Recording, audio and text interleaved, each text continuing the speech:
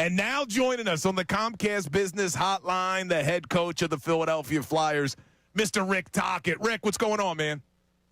What's up, boys? How you guys doing? We're fired up. Good. Fired up. It's been a fun product to watch. I know it's only been 9 games, but it's been fun to watch. Tell us about last night. The energy in the building was electric.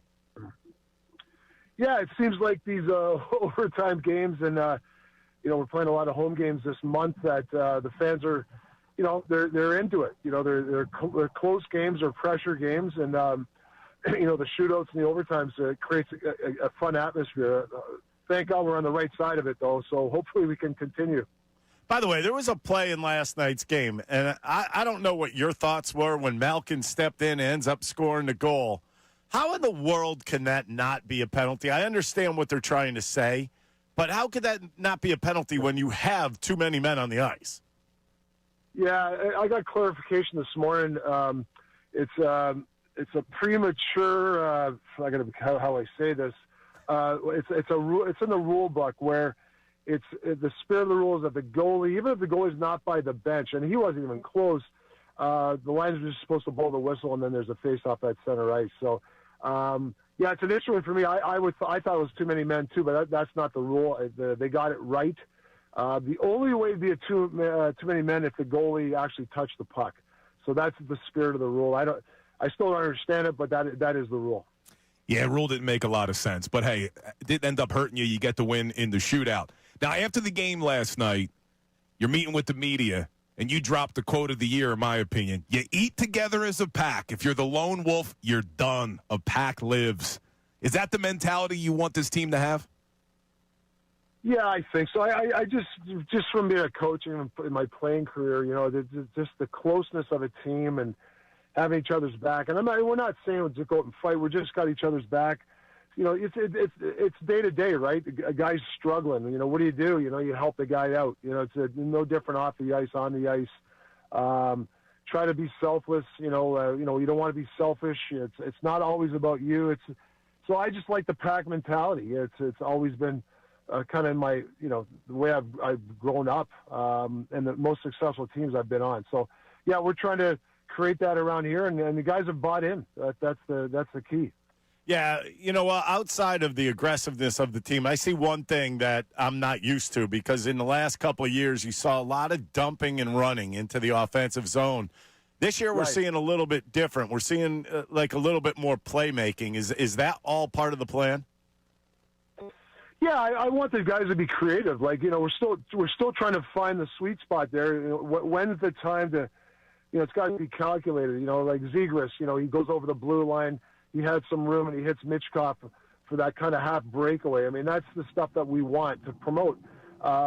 If the team's already got a structure around the puck and there's nothing there, then that's when it's got to go behind them. So we kind of lived a bit last few games where we had some turnovers, but they're not as many as they were like 2 weeks ago. So we're trying to figure out when's the right time. But yeah, I'm promoting making plays. We got some talented guys here. We want them to make plays. It's a fun way to play. I just don't want these guys to throw the pucks in all the time. But there are some times you have to be calculated, and when to advance the puck and when to make a play. We're talking to Flyers head coach Rick Tocchet on the Comcast Business Hotline. Rick, I'll be honest with you. I was a little surprised when it came out yesterday that Sam Ersson was getting the start in net. I mean, what's the plan going to be going forward between Vladar and Ersson? Yeah, I think at the start of the year in training camp, like I said, I'm new here, and I don't know both goalies that well. You rely on information, and I just felt early in the season, you obviously want somebody to step ahead, and obviously Vladdy has had a really good camp and has played really well for us. And Sam, to me, has had some good games for us. So, I just wanted to give some guys some traction, give them a couple of games in a row. I had Vladdy go 3, and then I just felt like let's get Sammy back in there and see what he can do. And then he played well. And then obviously we'll go with Vladdy tomorrow night, and maybe do I run him for a little bit? I think it's important to give these guys some traction here, not just every other game play one guy. But eventually, hopefully somebody's going to. The good players both playing really well. That's an easy decision for me. But if somebody gets ahead, they'll start to get some more games. The other thing I've been seeing is, you look at Sanheim. He's not afraid to pinch in and come in offensively and break into the zone. But I've also seen, like, Drysdale kind of try it, and it doesn't work as well. How do you know when you become that type of defenseman that you can take it into the offensive zone with you? Yeah, so it's, for a guy like Jamie, we know there's another level there. And I'll be honest with you, he's really done a nice job. And if you look at his analytics number, 5-on-5, when he's on the ice, we're out shooting the other team, or we're getting chances. So, he hasn't got rewarded for it yet. I still think he has to be more decisive on the blue line with shots. I think he can, if he puts more pucks on net, or challenges a guy up top, I still think that's in him to do it. But I'll be honest with you, he's really improved for me since, even from last year. And so I think it's it's a little process with him, look at it. It took Sanheim a few years to really, join the rush and be that offensive guy that everybody knows he can be. So I think it's just a process with him. And now I just got a quick one for you. This team is being aggressive. They're not afraid to mix it up. You weren't afraid to mix it up, were you, Mr. Gordie Howe hat trick? I believe you lead all time with 20 of them. Yeah, I think there's, maybe the times have changed, but I think you can still get room out there.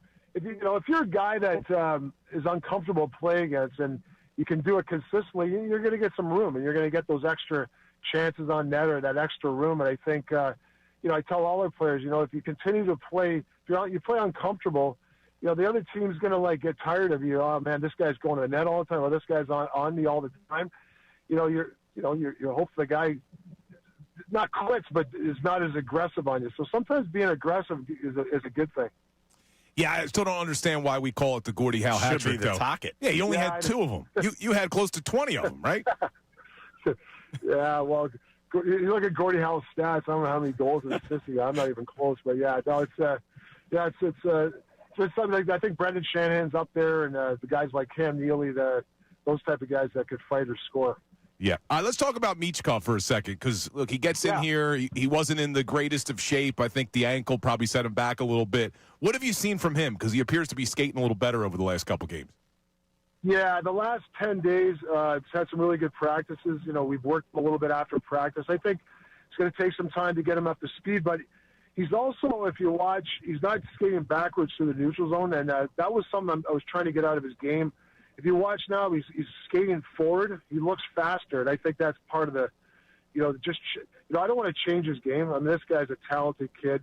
He's a magician with a puck.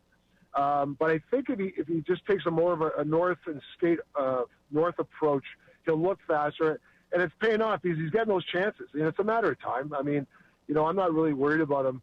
I think that he's starting to, he craves it too. His practice habits have been really good.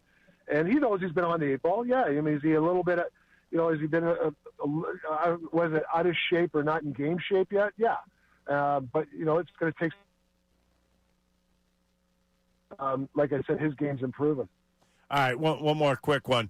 How much do you guys practice this shootout stuff? Because I saw 2 of the most spectacular shootout goals last night with Brink and Michkov that I think I've seen in a long time.